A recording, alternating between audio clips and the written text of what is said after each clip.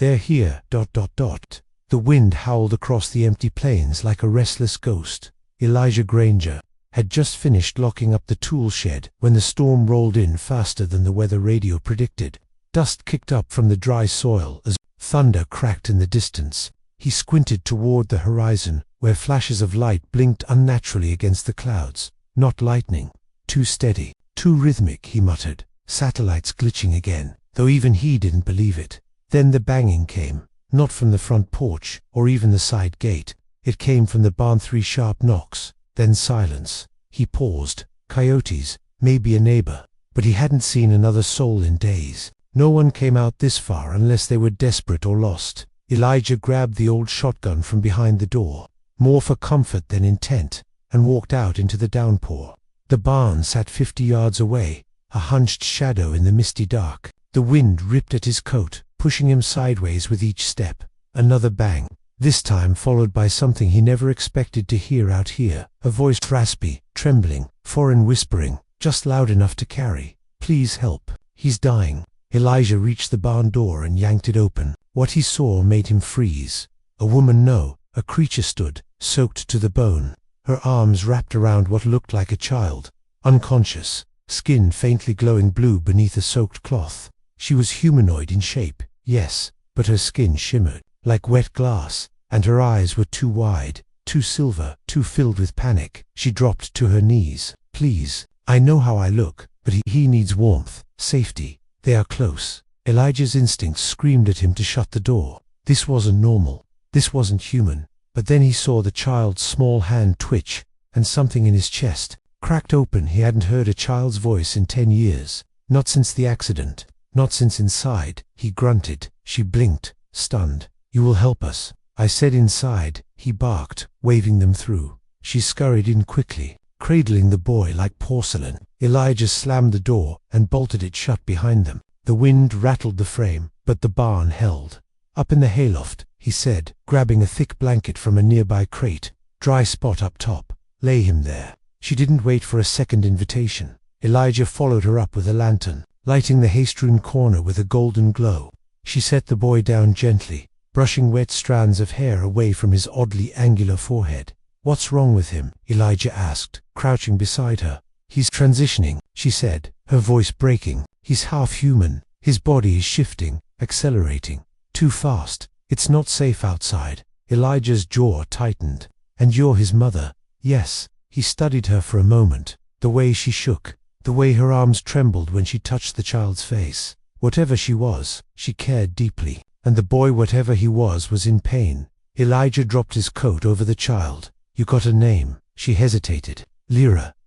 And the boy? Cale. Elijah looked down at Cale, whose faint glow pulsed with every slow breath. Is he gonna make it? I don't know. They'll come for him soon. I had to run. The sky, they follow the sky. Who? A loud crack shook the barn, and Elijah ducked. Not thunder, something else. Lyra grabbed Elijah's arm, her fingers cold and unnatural. They're here. Suddenly, every animal in the barn began to panic. The horses kicked against their stalls. Chickens flapped and shrieked. The air grew heavy with static, and a deep, almost subsonic hum vibrated through the walls. Elijah stood. What the hell is that? Lyra's voice was barely audible. Trackers. They scanned for the pendant. What? Pendant? She reached into the folds of her tattered clothing and pulled out a crystal-like device the size of a coin, glowing faintly. It protects him for now. But when he activated it by accident, they found us again. Elijah stared at it. That thing bring them here. It's not a beacon. It's a lock, to keep them out. But it can't hold forever. Then we bury it. No, she snapped. Without it, his body could rupture. Elijah stared at the crystal, then back at the boy. What exactly is your son? The barn trembled again, and Cale suddenly arched his back, eyes fluttering open. A shockwave of light burst from his chest, knocking over the lantern. Darkness swallowed them except for Cale, who now glowed so brightly he lit the loft like a flare. Mouth opened. Alien symbols spilled out, not words. Symbols glowing, rotating in mid-air, before fading into dust. Lyra screamed. He's not ready. Elijah tried to grab her, but a pulse of energy knocked him back into the hay. Cale floated now, inches off the ground, his limbs limp but his chest pulsing like a living star. And then everything stopped. Silence. The animals froze. The humming vanished. The air cleared. Cale dropped to the hay with a thud, unconscious again. Elijah sat up, heart pounding. What the hell did I just see? Lyra collapsed beside her son, clutching him tight. He's accelerating too quickly. The blending is unstable. Elijah stood, shaken. You need to start explaining, and fast. What is he blending with? Human and what? Lyra looked up at him with eyes filled with centuries of sorrow. Royalty, she whispered. He is the heir to a bloodline that spans stars, and they will tear Earth apart to find him. Outside, the wind shifted, the rain stopped, and a faint blue light hovered above the barn. Not lightning. Not a satellite. A ship. Watching. Waiting. The child with the burning blood. The ship hovered above the barn like a silent predator. No engine hum. No sound at all. Just a soft blue glow that lit the field like moonlight, frozen in time. Elijah stayed low, watching through the cracks in the wooden wall, every muscle in his body tense. They haven't landed yet, he whispered. They won't, Lyra said, crouched beside Cale, who now lay motionless beneath the blankets. Not unless they're sure. They scan first. Watch for reaction. If I open the pendant again, they'll strike.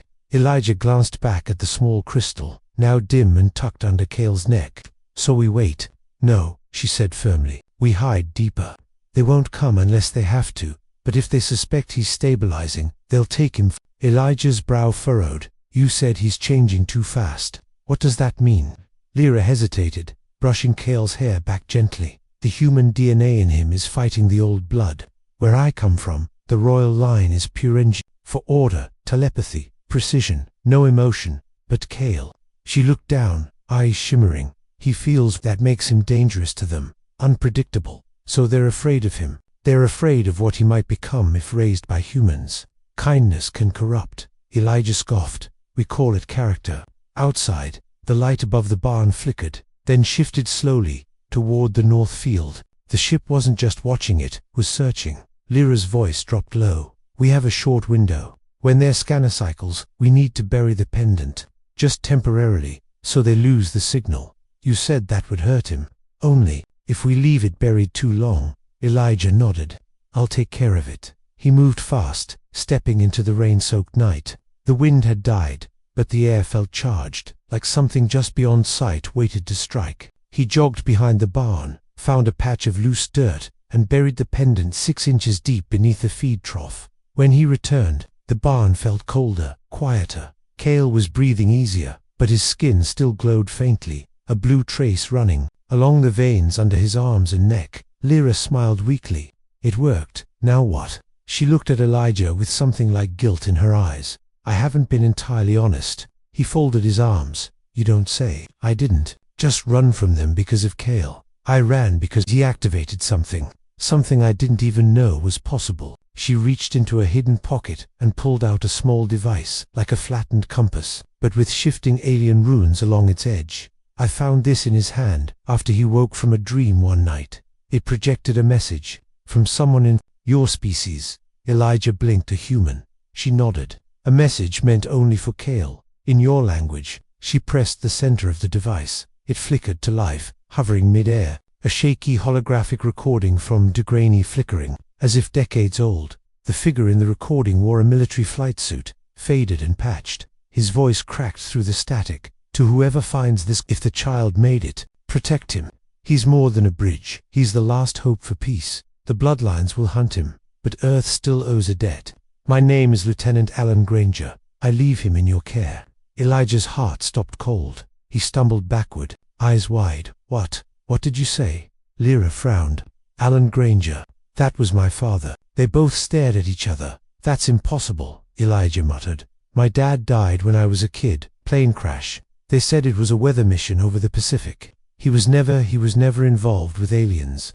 Lyra looked down. At Cale he was. Elijah's thoughts spiraled. No, this is some trick. You're trying to get me too. Does this feel like a trick? Lyra snapped. You think I faked your father's voice? That I knew his name? Elijah stared at the flickering hologram again.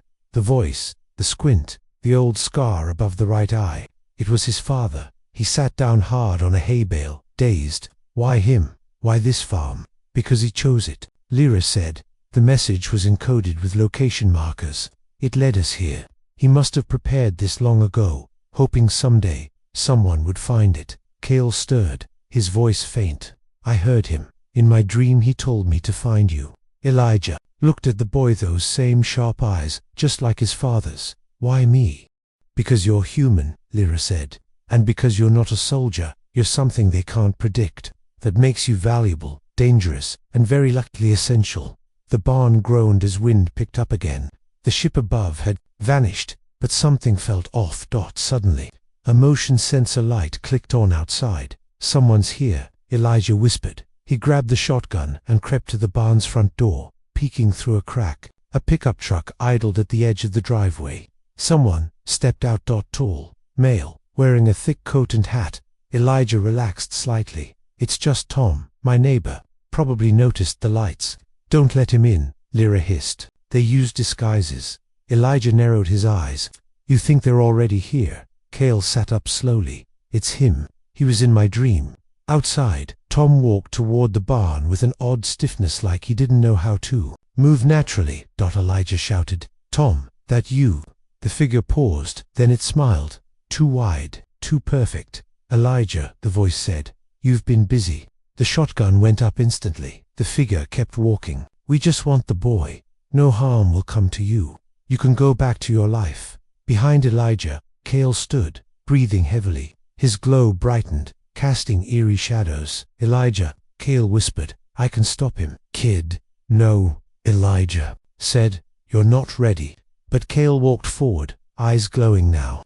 I don't need to be. The barn doors slammed open without warning. Wind howled in Citernatural, slicing like blades. The figure stepped into the barn, face still grinning. The hat blew off, revealing skin to smooth, artificial, synthetic. Return the hybrid, it said. Cale raised his hand. The air thickened instantly. The hay caught fire but didn't burn. It just shimmered with light.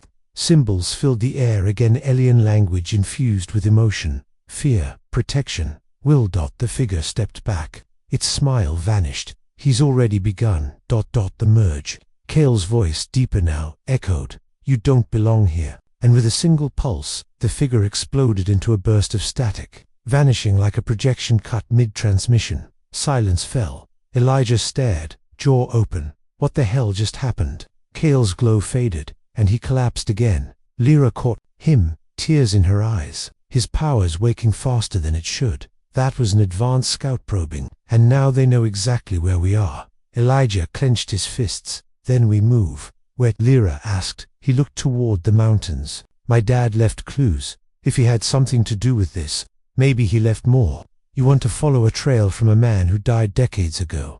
I do now. He looked down at Cale. The boy was shaking, whispering something in alien tongue. Suddenly in English. It's in the dust. The place where stars touch stone. Lyra blinked. That's an old royal riddle. It's how they hide their vaults. Elijah stared at the horizon. Whatever this child was, he wasn't just a fugitive. He was a key, and someone had locked a door a long time ago, waiting for the right hands to open it. Where stars touch stone. The stars blinked above the mountains like silent watchers. Elijah's truck growled, low as it climbed the dirt road winding through the pine trees, headlights sweeping over jagged rocks and frostbitten grass. Cale lay asleep in the back seat, wrapped in blankets. Lyra sat up front, eyes never leaving the treetops. They've stopped chasing us, Elijah said. For now, she answered, but they don't lose interest. Not in him, not in bloodlines. Elijah's jaw tightened. Then let's make sure they don't find what they're looking for. The boy's words still echoed in Elijah's head. The place where stars touch stone. It had been a saying of his father's, a strange riddle. Alan Granger whispered to Elijah when he was just 5 years old, sitting on the old porch swing in summer. If I ever disappear, son, find where the stars kissed the rock. That's where the truth lives. Back then, Elijah thought it was just something poetic his dad said before he shipped out again. But now, Cale had repeated the exact phrase, without ever hearing it. They reached the trailhead just before dawn. Elijah shut off the engine. Mist curled around the pines. The valley below slept under a pale blanket of fog. Lyra checked the pendant around Cale's neck. It glowed faintly. but steady. He's stabilizing again, she whispered, but not for long. Then we hike. They moved through the forest. Quickly, Elijah carried Cale on his back. Lyra scouted ahead, using a scanner she hid inside an old human camera shell. Every few hundred yards, she would pause, adjust the frequency, and whisper, "Still clear." Hours passed. Eventually, the trees parted into a wide clearing of boulders and shattered stone remnants of a rock slide from decades ago. At the center stood a tall, flat stone, black as volcanic glass, shaped almost perfectly like a blade sunk into the earth. "That's it," Elijah said, breathless. "How do you know?" Lyra asked. Elijah knelt, brushing snow from the base of the stone. There, barely visible, were shallow carvings and symbols, but not alien. English. Granger, 1977-1983. The stars remember a marker. Lyra asked. Elijah shook his head. "Not a grave, a key." He stood, turned toward the sunrise. A narrow beam of sunlight hit the stone's edge, and the carvings lit up like copper wire. Something clicked underground. That stone shifted. With a grinding sound, it slid aside, revealing a narrow staircase carved deep into the earth. Lyra's eyes widened. A vault, built with human hands but encoded with alien light signatures. He fused both technologies. Elijah pulled a flashlight from his backpack. "Then let's find out what my father was hiding." The tunnel spiraled downward into darkness, the walls lined with a strange, glassy mineral. As they descended, the temperature dropped. Cale stirred against Elijah's shoulder. "It's close. I feel it." At the base of the tunnel was a round chamber, the walls covered in shimmering writing, part alien, part English. The center of the room held a circular platform, raised like an altar. On top of it sat a metallic box, sleek, seamless, humming faintly. Lyra approached slowly. "This isn't just a memory vault, it's a fusion node." "A what now?" "It's like an interface. It lets someone bridge languages, minds, bloodlines. They're outlawed now. Too dangerous." Cale walked unsteadily to the platform, drawn to the box like it was calling him. He placed his hand on its surface. Instantly, the walls shimmered with light, projections burst to life. Dozens of recordings, some labeled in English. Project Donlink, Final Test, Granger, Subject K, Operation Hostbond, Earth Array. Treaty broken. Elijah reached out, selected one. The projection sharpened. His father appeared again, older than in the last video, tired, uniform torn. His voice cracked. "If this message is playing, then the Aurelians have declared my son a threat. Not mine by blood, mine by vow. He carries both human and royal code. The experiment was never supposed to survive, but it did. He did." Elijah's heart pounded. "I broke orders, took him off-world, hid him, used my own son's DNA as a stabilizer when the child's system rejected the fusion. I thought I could raise him like my own, but the war caught up to us." Lyra gasped. "Cale's base DNA. It isn't just mixed, it's yours." "Elijah, what?" The recording continued. "Elijah, if you're watching this, you were always meant to be his brother in more ways than one. You gave him humanity. Now you may be the only one who can teach him how to use it." The projection vanished. The room fell silent. Gale turned, dazed. You're part of me." Elijah sank to his knees. No, that's not right. That's not possible." But Lyra confirmed it with the scanner. "The match is clear," she said, voice trembling. "You're not just harboring him, Elijah. You're the only reason he survived the merge." Cale looked up at him, eyes glowing softly. "That's why I knew your voice in my dreams." Elijah blinked away tears. "You were never alone." Suddenly, a siren screamed from the walls. Lyra's scanner lit up. "They've found us. How we buried the pendant." "They don't need it anymore," she said. "He's broadcasting now." Cale clutched his chest, crying out. "It hurts. Something's pushing inside." Lyra scanned him frantically. "It's his powers. They're unlocking memories too fast. He's remembering his training, the programming they buried in his mind. Can we stop it?" Lyra hesitated. "There's one way. The node. If he interfaces with it, he might stabilize, but it's a risk." "How big?" "He could become something else, lose himself." Or she looked at Elijah. "He could choose what parts of himself to keep, but only if you anchor him." Elijah gritted his teeth. "Let's do it." He knelt beside Cale. "You listening, kid?" Cale nodded weakly. "You're not a weapon. You're not what they made you. You're what you choose. And you've got my blood, my family, That means you've got a stubborn streak and a whole lot of heart.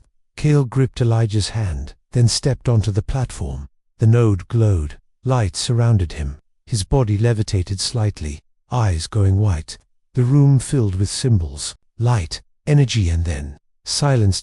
Elijah and Lyra held their breath. Kale floated gently back down. He opened his eyes, clear, focused. I remember everything, he said, but I chose the part that matters. What part is that? Elijah asked. Kale smiled. The part that's human. Before anyone could answer, the roof of the chamber shook violently. Cracks split across the walls. Outside they heard engines, descending, boots striking rock. They're here, Lyra shouted. Kale turned toward the tunnel. No, he said. I am. He raised one hand. The ceiling burst open. Bright blue light erupted into the sky like a beacon streaking upward. Elijah ran to shield Kale, but the light passed harmlessly around them. It struck the approaching ships in the sky, disrupting their formation. A deep pulse followed, forcing every engine offline in an instant. Ships spiraled out of control but didn't crash. They simply froze mid-air, as if held in suspension. Lyra stared, stunned. He's rewriting their systems. Kale turned to her. I'm not running anymore. Elijah stepped forward. You sure about this? I have to show them something they've never seen before. What's that? Kale's eyes shone. Mercy. And with a simple wave, he released the ships. Let them go. They hovered briefly, then turned and vanished into the clouds. Lyra exhaled. They'll regroup. More will come. Let them, Kale said. Next time, I'll be ready. Elijah put a hand on his shoulder.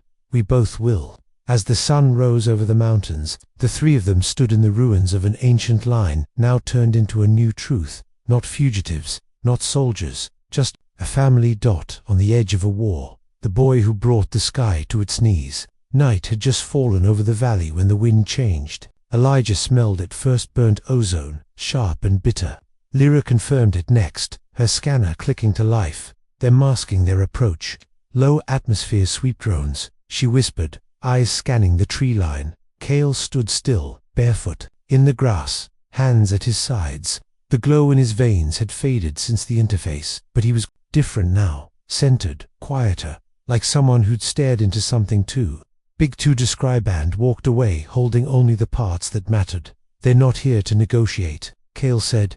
Then we leave, Elijah replied, loading crates into the back of his truck. There's a cabin 5 miles north, remote, off-grid. We can regroup. Kale shook his head. They'll track the energy signature again. I'm the beacon now. Lyra's face darkened. Then we mask. It how? Elijah asked. You said they're techs, a generation beyond anything we've got. Lyra pulled a device from her satchel. Small, round, matte black. This is not from your generation. Elijah raised an eyebrow. What is it? Stolen, she said simply. From a fallen Aurelian diplomat, years ago. It's a memory. Cocoon scrambles organic trace signals for 3 hours. Max. But once we activate it, they'll know we've got it. That alone makes us a target. Kale stepped forward, voice firm. Good. Let them come. Kid, Elijah started. No. More running, Kale said. You heard the recording. I wasn't supposed to live. I did. I wasn't supposed to remember. I do. Now they want to erase what I've become. Lyra looked at Elijah. He's stabilizing faster than I thought possible. Yeah, Elijah muttered. He's also sounding a little too brave for a Kale blinked. I'm 12.7. Elijah exhaled. Figures. Suddenly, Lyra's scanner buzzed wildly. Multiple heat signatures. She hissed. Northwest Ridge, 608 units. 2 airborne. Kale turned slowly. His pupils shimmered like starlight. They're not soldiers. What are they? He answered without blinking. Collectors. The woods burst open with red light. Figures emerged tall, cloaked. Faceless helmets that shimmered like mirrors. Their movements weren't human. They glided rather than walked, silent even over fallen branches. Each carried a staff, the ends of which glowed with a dull blue mist. Target located. A voice crackled. No mouth moved. It came from all of them, like a hive. Step away from the subject. Another echoed. You are harboring a royal class fusion anomaly. Elijah stepped in front of Kale. Shotgun raised, not that it would help, but old instincts die hard. You want him, he growled. Come through me. The lead collector tilted its head. irrelevant, organic interference. Terminate, low priority, Guardian. Kale's hand lifted. And before Elijah could pull the trigger, all 8 helmets exploded, not outward, but inward. As though reality folded around them, the collectors collapsed instantly. Lyra gasped. That wasn't just telekinesis. He folded. Their sensory fields. I didn't hurt them, Kale said, his voice trembling slightly. I just took away their eyes. Elijah stared at the boy. How did you?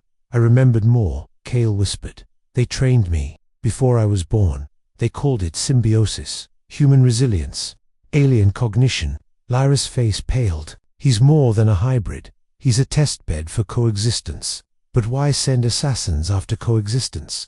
Elijah asked. Kale turned to him, and his next words felt like thunder in a whisper. Because if I work, they lose control over both species. Hours later, they sat in the hidden cabins, basements, rounded by dusty tools, old oil cans, and blankets. Lyra recalibrated her device. Kale sat cross-legged on the floor, drawing symbols in the dust. Elijah watched him closely. Everything. Okay, kid. Kale looked up. I see things now. Not just memories, possibilities. Elijah's brow furrowed. Like visions. Like paths. Kale said, I can see what happens if we run. If we fight. If I surrender. Lyra stopped adjusting her scanner, and Kale answered without hesitation. If I surrender, billions die. Not just humans, Aurelians too. A long silence followed. Elijah stood slowly. We need to know more, what they really want, what they fear. I might know how, Lyra said carefully. There's someone I hoped never to see again. An old friend. Lyra gave a bitter smile. An old source. He used to feed me intel on the inner council. Disappeared years ago. But he knows everything about the program Kale came from. Where is he? She looked out the window. Europa. Elijah blinked. You mean the moon? Yes, Kale stood. I can get us there. Elijah stared. You mean fly a ship? No, Kale said. I can find one. The next night, under the cover of static storms, they reached a forgotten launch site, an abandoned station buried deep beneath a quarry. It hadn't been used in over 20 years.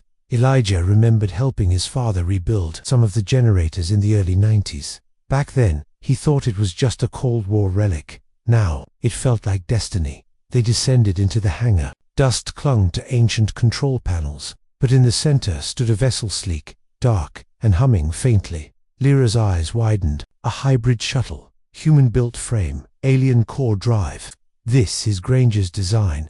Kale walked forward, pressing his palm to the hull. Lights bloomed across the ship. Elijah stared at him. That's supposed to happen. He remembers that ship, Lyra murmured, because it was tuned to him before he was even born.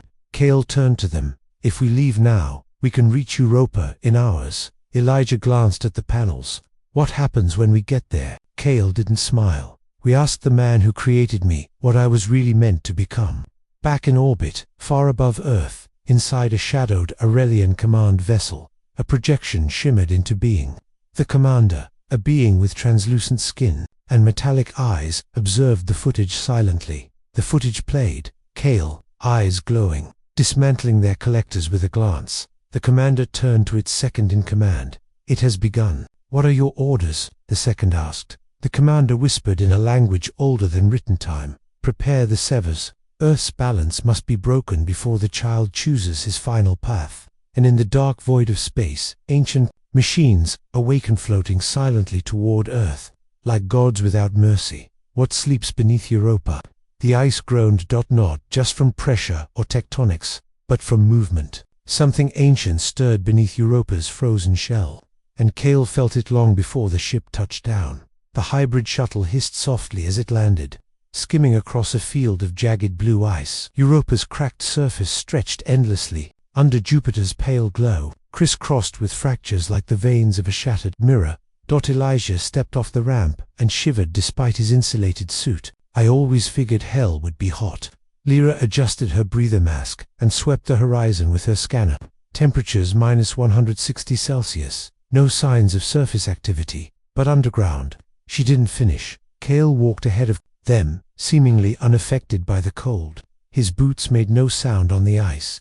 The glow from beneath the surface pulsed faintly wherever he stepped, as if something was responding to his presence. Elijah called after him, "Hey, slow down. We don't even know where we're going yet." Cale didn't look back. "Yes, we do. He's waiting." They descended through a narrow fissure guided by heat signatures, invisible to the eye, but blinding in Cale's mind. The ice narrowed into a tunnel, and the deeper they went, the more unnatural it felt.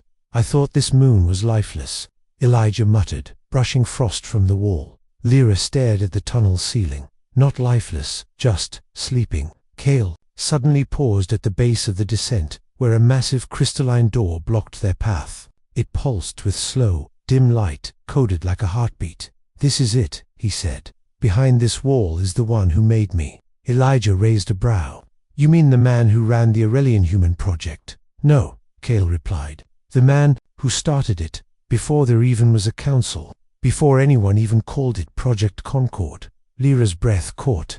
"He's still alive." Cale touched the door, and it evaporated into shimmering particles. They stepped inside. The chamber was vast, carved not from ice, but from obsidian-like crystal. Floating platforms drifted in midair.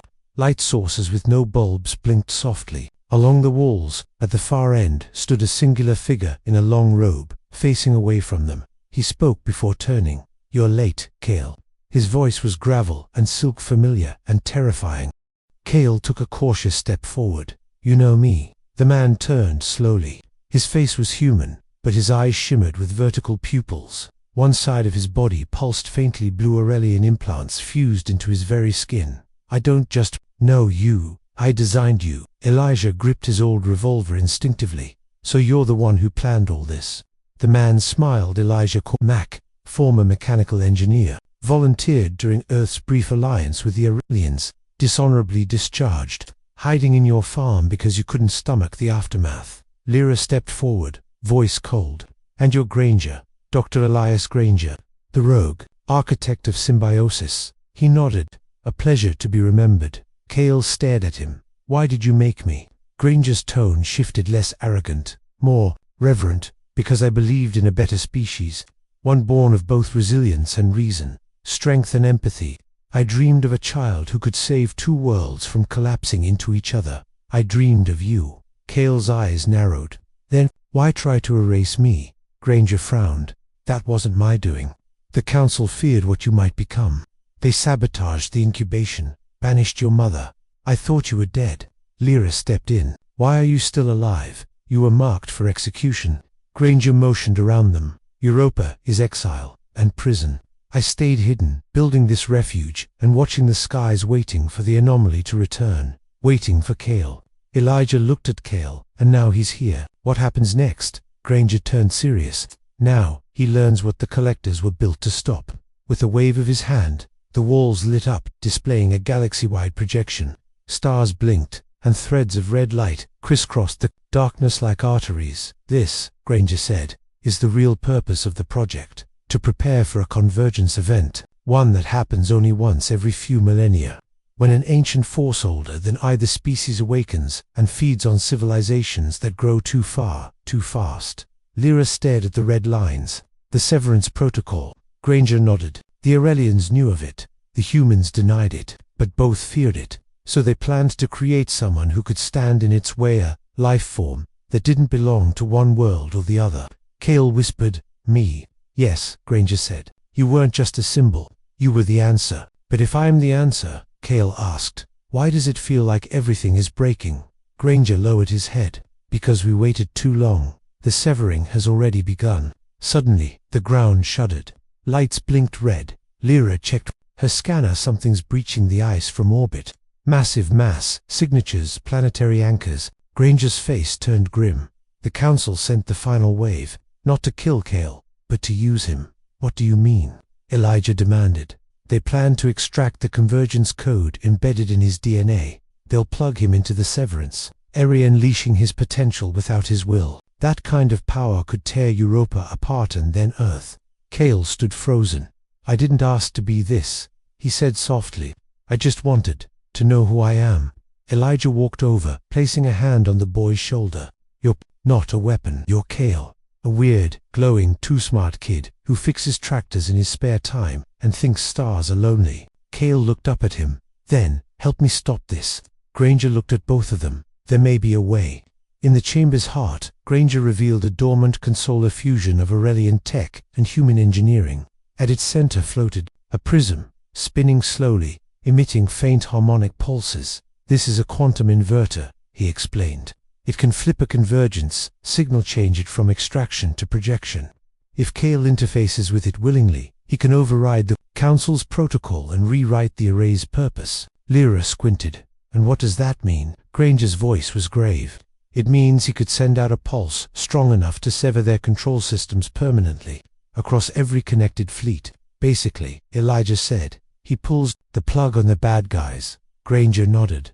"But there's risk. If Kale isn't in full control of his mind during the interface, he could burn out, or worse, amplify the severance." Kale stepped toward the prism. "I have to try."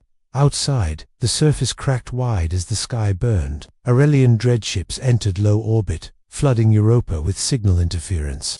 Metallic spiders began tunneling down, dragging cables laced with bioorganic tendrils. Inside the crystal chamber, Kale sat before the prism. Granger calibrated the inverter, sweat on his brow. "You're certain about this?" Elijah asked. Kale nodded. "I can't run anymore. I saw all the paths, and this is the only one where Earth doesn't burn." Granger activated the sequence. The chamber dimmed. Kale placed his hands on the prism and the world disappeared in his mind. Kale stood on a bridge of starlight, staring into a massive, shifting shape of memory and electricity. A voice surrounded him, whispers in every language. Purpose, extraction, control, severance. Kale shook his head. "No," he said. "Purpose, choice, harmony, resistance detected. Override, failsafe." The presence surged forward, but Kale didn't flinch. He reached deeper, past fear, into the part of himself that remembered Elijah's stories. Lyra's calm, his mother's hands on his head as she sang him to sleep under alien stars. He spoke a single word. "Enough." A burst of white light erupted from the chamber, reaching into space like a beacon. Above Europa, the dreadships faltered. Their systems blinked, then went dark. The tethering machines stopped mid-barrow and slumped lifelessly. From Earth to Jupiter, every severance-linked vessel lost contact. The war stopped. Kale collapsed. Elijah rushed forward. "Kale," the boy groaned. His veins no longer glowed, but his eyes fluttered open. He looked human, normal. "I turned it off," he whispered. "I shut it all down." Granger helped him sit up, his expression stunned. "You didn't just stop the severance," he said. "You rewrote the core code." Kale smiled faintly. "Then maybe we still have time." As the sun began to rise over Europa's cracked horizon, the three of them stood outside the chamber. Silence ruled the ice once more. Elijah looked toward the stars. "So what now?" Kale glanced up. "There's one more thing I need to do." Granger tilted his head. "What is it?" Kale's eyes shimmered gently, not with power, but peace. "I need to go back home." The harvest of peace, the wheat fields hadn't changed. They still shimmered gold beneath the late afternoon sun, swaying softly in the wind, like they had when Kale was small. The old farmhouse stood where it always had, its wood creaking in the same familiar way. The broken windmill still leaned slightly to the left, casting long shadows toward the barn. But something in the air had changed, lighter, less strained, as if the land had been holding its breath for years, and finally exhaled. Kale stood at the edge of the dirt road, his boots dusty, his jacket too big for him now. He was taller, thinner, older in the eyes. Lyra stood beside him, her red coat tucked under one arm. "You sure this is the right time?" Kale nodded, his voice steady. "They deserve to know it's over." Inside the farmhouse, Elijah sat at the old table with 2 mugs of coffee, one steaming, one untouched. He was already looking at the door when it creaked open. Kale stepped in, pausing in the doorway. "I told you I'd come back." Elijah's eyes welled. He didn't say anything. He just stood up, walked over, and hugged the boy so tightly it nearly knocked the breath out of him.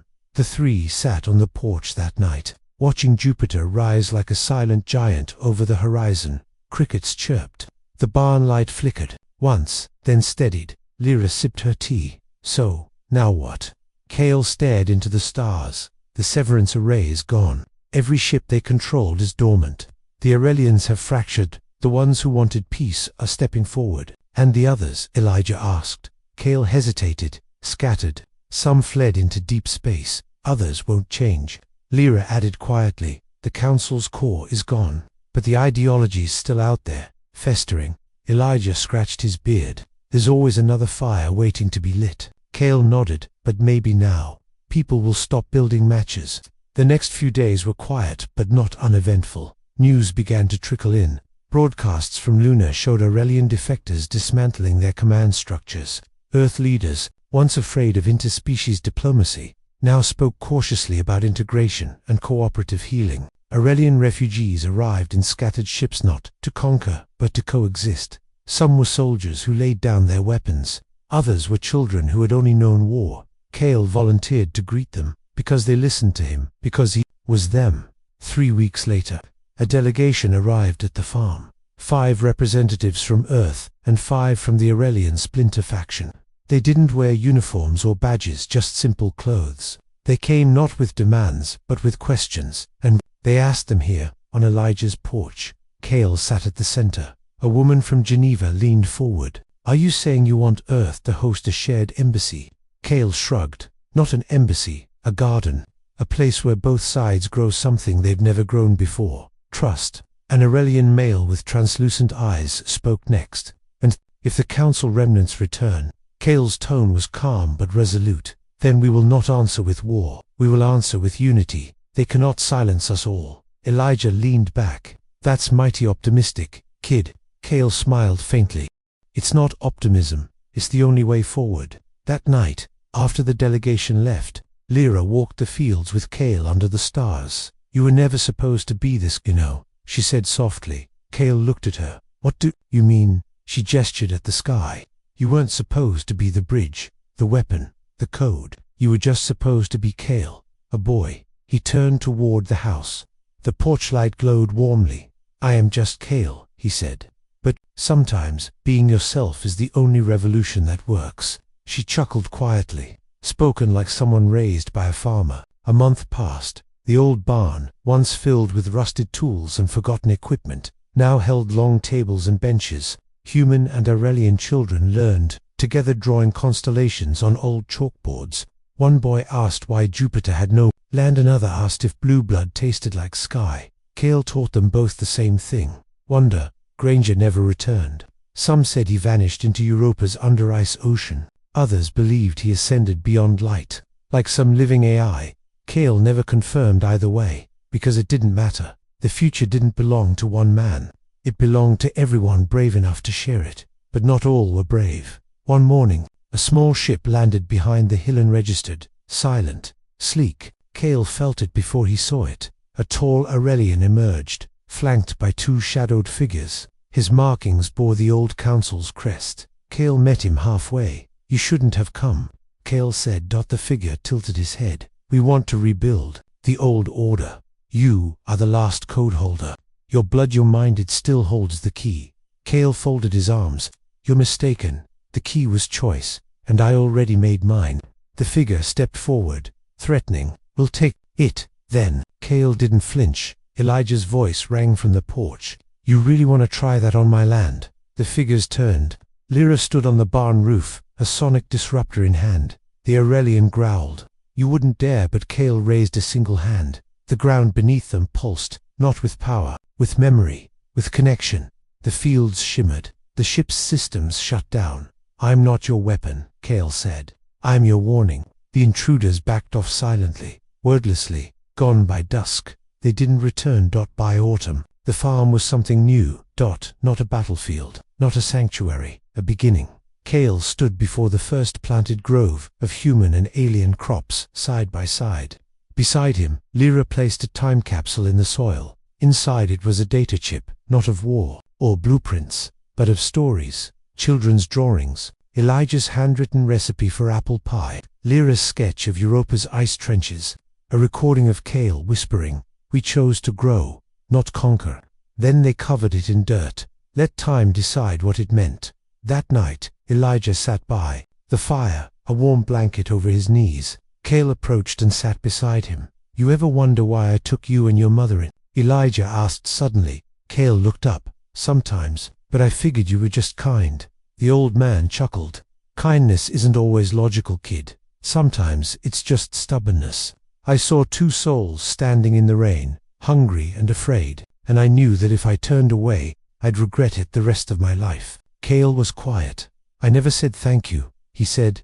Elijah nodded. Didn't have to. He brought life back to this place. They sat in silence as stars fell like sparks across the sky. 1 year later, the farm of Concord stood as the central symbol of human Aurelian peace.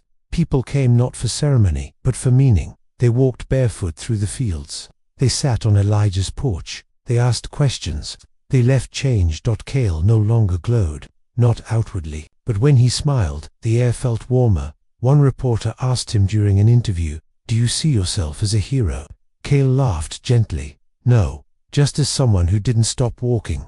The camera captured his eyes, part blue, part green, reflecting the sky and earth. "What would you tell those afraid of what's next?" the reporter asked. Cale looked at the children behind him, chasing dragonflies, and he said, "Fear is loud, but peace is patient. It grows." Final scene that night, alone beneath the stars. Cale knelt beside his mother's old pendant, buried beneath the pear tree she once planted. "I hope I made you proud," he whispered. A breeze moved the leaves. He closed his eyes and listened to the wind say back, "You were never alone." The end.